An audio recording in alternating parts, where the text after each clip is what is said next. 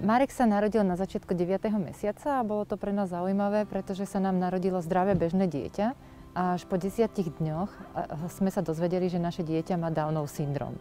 Jeden z prvých kontaktov bola konzultácia s pani psychologičkou, kde sme vlastne ako rodina konzultovali, čo budeme robiť, ako budeme ďalej postupovať. A ona nás podporila, že je úplne v poriadku mať doma dieťa v rodine, že to nie je žiadny problém a že to určite zvládneme. A potom, keď už bol chlapec väčší a teda zvládol tie prvé zdravotné obtiaže, ktoré sme mali za sebou, fyzioterapiu a kardiooperáciu, tak sme začali vyhľadávať jednotlivé podporné inštitúcie, alebo teda terapie, ako je muzikoterapia, arteterapia. Naďalej sme pokračovali vo fyzioterapii a veľmi maličký Marek začal jazdiť na koni. A dnes je výsledok toho, že náš syn teda v 17 rokoch sa ocitol v tom zameraní byť chovateľom koní.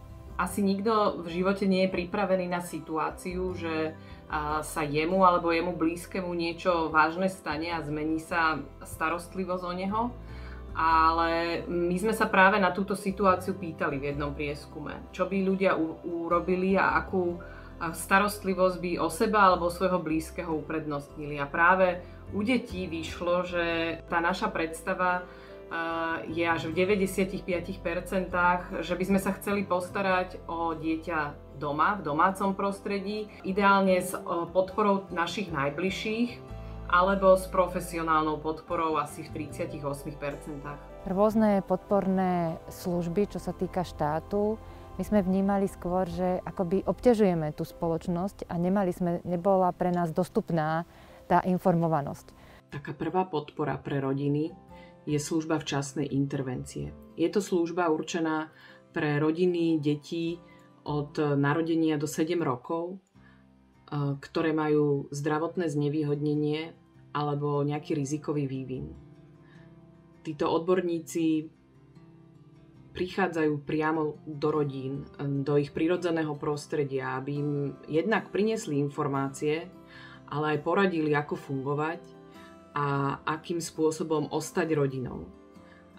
Pomáhajú sieťovať iných odborníkov okolo rodiny tak, aby navzájom o sebe vedeli a tá podpora pre dieťatko bola čo najefektívnejšia. Deti, ktoré by túto službu mohli využiť, sa ročne na Slovensku narodí asi 2 až 3 tisíc. Dnes je na Slovensku asi 1600 rodín detí vo veku od 0 do 7 rokov, ktoré majú túto službu dnes dostupnú. Ako 7-ročný Marek absolvoval predškolskú prípravu v špeciálnej škole v Pezinku a potom nastúpil na bežnú základnú školu do Malinova v mieste bydliska. Následne mal podporu asistentie, ktoré boli špeciálne pedagogičky, mali vyštudovanú špeciálnu pedagogiku a boli to úžasné 4 roky, kedy pedagogický personál, špeciálny pedagóg mali veľký záujem o to, aby sa to dieťa vzdelávalo a Marek robil úžasné pokroky. Marek už ako maličký v 6 mesiacoch jazdil na koni. Po ukončení bežnej základnej školy bolo preňho jednoznačným cieľom ísť a stať sa chovateľom koní. Ale vzhľadom k tomu, že legislatíva je postavená tak, že deti s mentálnym znevýhodnením nemôžu ukončiť s certifikátom bežnú základnú školu, tak nemá to oprávnenie, aby ho mohla stredná odborná škola do odboru chovateľ prijať, pretože by to bolo protizákonné. Práve táto súčasná úprava školského zákona spôsobila aj to, že Marekovi nebolo umožnené ísť na strednú školu, ktorú si vybral, napriek tomu, že riaditeľka tej školy ho chcela podporiť, bola ochotná ho prijať na tú školu, ale len preto, že má Downov syndróm a bol vzdelávaný podľa osnov pre deti s ľahkým mentálnym postihnutím. Jednoducho ten zákon mu neumožnil na tú strednú školu nastúpiť. Je naozaj v prvom rade nevyhnutné, aby sa zmenil školský zákon a našťastie už ministerstvo uvažuje týmto smerom a je šanca, že sa práve v tomto školskom roku tá novela dostane do parlamentu a bude prijatá takým spôsobom, aby sa Marekovi a všetkým ostatným žiakom s podobnou diagnózou umožnilo vybrať si strednú školu podľa ich výberu. Na Slovensku sa snažíme podporovať inkluzívne vzdelávanie, lebo veríme tomu, že veľa detí keď sú odsunuté do špeciálneho prúdu vzdelávania, tak nedostanú do života takú šancu, ako by si zaslúžili. V tej špeciálnej škole napriek obrovskej snahe mnohých tých pedagógov, ktorí tam pracujú, tomu dieťaťu od začiatku akoby sú stanovené hranice, čo sa môže naučiť alebo nemôže naučiť, a potom už majú veľmi, veľmi obmedzený prístup na stredné školy a to sa s nimi ťahá ďalej aj na trh práce a veľmi často sú to ľudia, ktorí vlastne končia nezamestnaní.